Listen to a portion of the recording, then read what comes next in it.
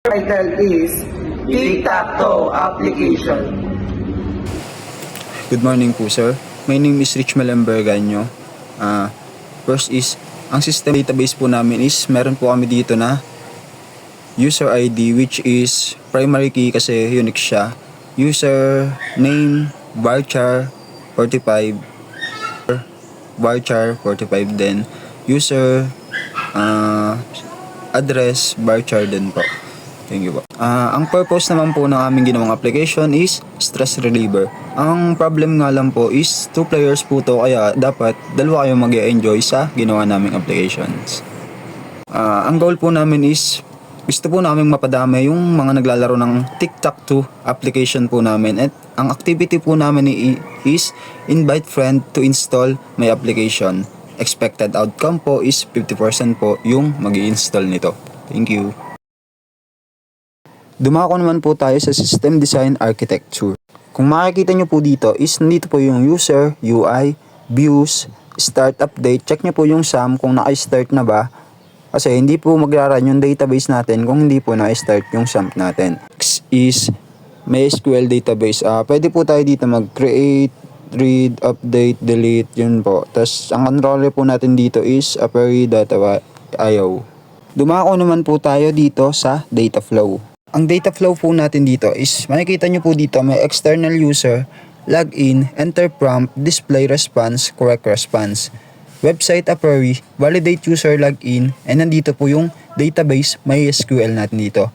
Ang screen 1 po natin sa database is nandito po yung user ID natin, which is primary key, unique, username, user last name, user first name, and user address, which is varchar 45. Good day everyone, my name is Jerome L. De Los Santos. Apery.io is a cloud-based platform that allows you to build mobile, web, and progressive web apps without extensive coding knowledge.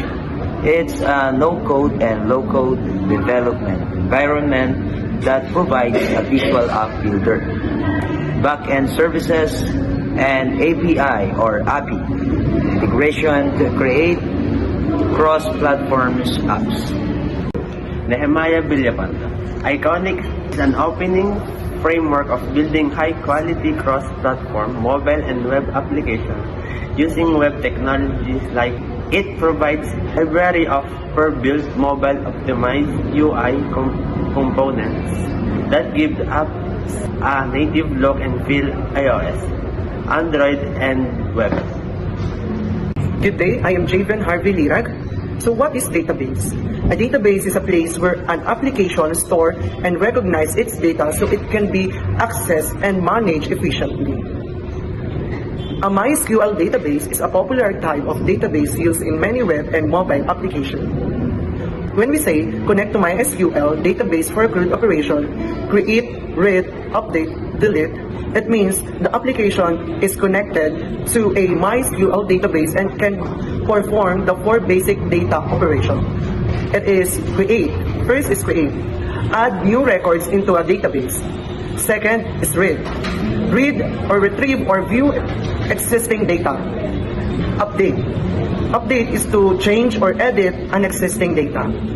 Delete is to remove data from database. These 4 actions are known as CRUD operation, and they are essential for almost every application and that works with data. This means that an application can connect to a MySQL database and manage data, add, view, edit, and delete using SQL commands through REST APIs with only minimal database setup required. MySQL Workbench. Nakikita natin dito, user ID natin is primary key, which is unique, not null, name, varchar 45, not null din. Age natin, varchar 45 din, not null, phone, varchar, not null, street, varchar, not null. Ayun yung database natin na ginawa.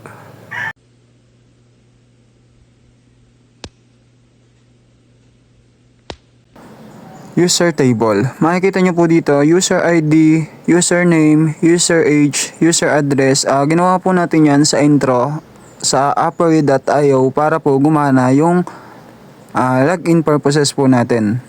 Kung makikita nyo po, yung user ID po natin dito is primary key, username, varchar, user age, varchar, at user address, varchar. My name is Glenn Russell Alarpia. Using SQL REST services, use the full power of SQL inside REST services. Means that SQL queries like select, insert, update, delete, join are executed through RESTful APIs. A REST service allows application like a web app or a mobile app to communicate with all the database using HTTP requests such as post, get, put and patch, or delete. Few connection parameters. By just specifying a few connection parameters means that you only need to provide basic database details such as database URL, database name, username, password. Once these are set, the application can connect to MySQL and perform all CRUD operations. Simple example, REST API receive a request like add a user. API connects to MySQL using connection parameters. SQL query runs insert into a user. Database respond. API send the result back to the client.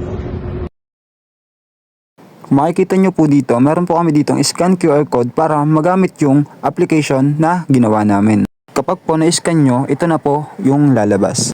Tic-tac-toe application, open apps. Yan, makikita nyo yan. XOXO. Winner po si X and pwede nyo po ma-reset yung game.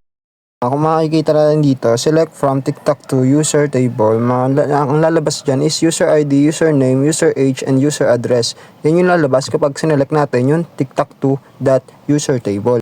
Ang pag-i-insert naman natin or create ng database is insert into user, open and close parenthesis, then lamanan nyo ng kung ano yung gusto nyo ilaman. Name, age, address kasi yung nilaman ko. Or kung gusto naman natin mag-read or select, i-type nyo lang select that from tic-tac-toe user and lalabas na katulad nyan. And kung gusto naman natin mag-update, gawin lang natin yung update user set name equals kunwari Richmel where age 21. Kaya nandyan 21. Gusto naman natin i-delete lahat, simple lang, type delete from user, yun lang.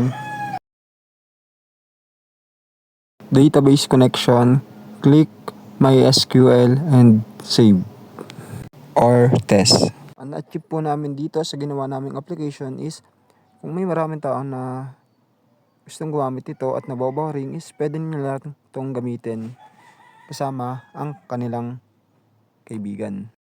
At ang naging challenge naman po sa amin is yung pag-create po ng mobile apps at pag-install dun sa ibang device na gustong gumamit nito. At na-resolve po namin ito sa pamamagitan ng aming pagtutulungan. Maraming salamat po. Ito naman po yung ginawa naming mobile application. Yan, may draw, meron din po Our set project game. title is Tic-Tac-Toe Application.